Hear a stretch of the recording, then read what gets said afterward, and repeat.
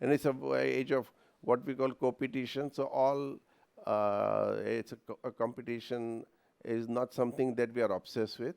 Yes, it is there, but it's not just to bring efficiency, not to become too obsessed with that.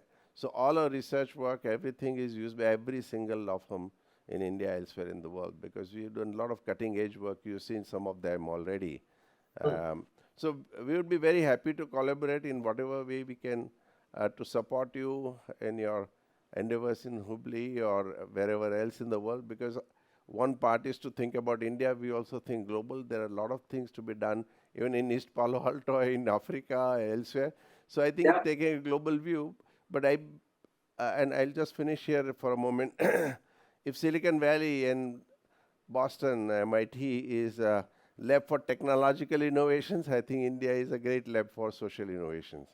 And the models that we develop here can be exported anywhere else in the world.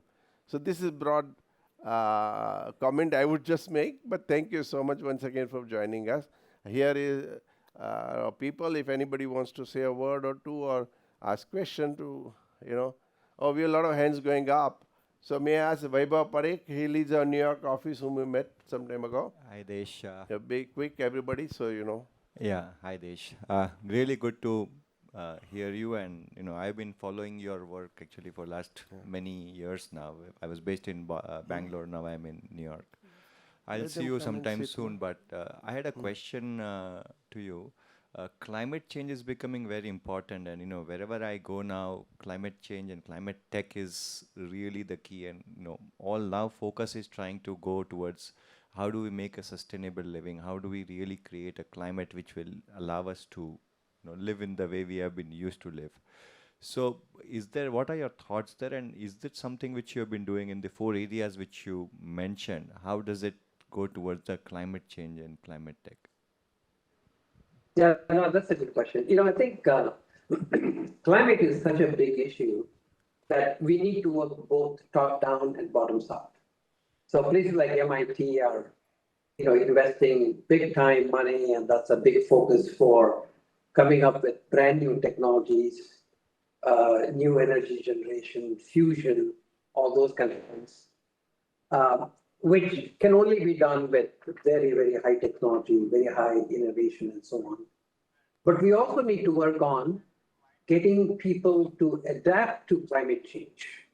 So all the work that we're doing in Hubli, I think in some ways, these farm ponds, it's a very simple solution. But if you do, I can see if you do like 1 million ponds in India, 80% of the water is agriculture. And so if you can have a lot more trees, a lot more greenery and all that kind of stuff, it does create a solution. So I don't think you can approach just one way. You'll need a multiple ways of everybody chipping in. And I think we need to work both bottoms up and top down. Arvind?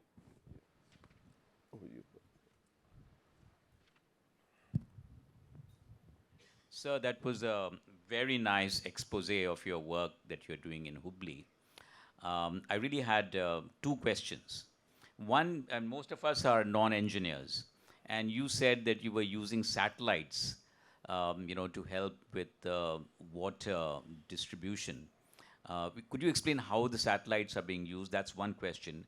And second, what you are doing personally there, is it philanthropy or is it impact investing? Meaning, are you expecting some sort of a minor return from this? Well, this is mostly philanthropy. We've put in, probably in the last 15 years, we spent over 450 to 500 crores. So it's a significant investment, but it's all philanthropy. But the reason why the farmers pay for all these things is because, number one, it makes it sustainable so they can do a lot more work. Secondly, it brings ownership. Skin in the game is very important. And also it brings dignity, because now they have a voice. If they don't like something they're doing, they can speak up. And what the satellites do is that, they work in different spectrums. Some of them take pictures, which is the visible spectrum. And then there's a whole bunch of other spectrums at which they keep scanning the Earth. So, for example, the photographs, there's a satellite that goes around India, and it clicks every part of the India once in 5 days. So if you give a piece of land, and then so it's 5 days, so it's about 60, 70 photographs a year.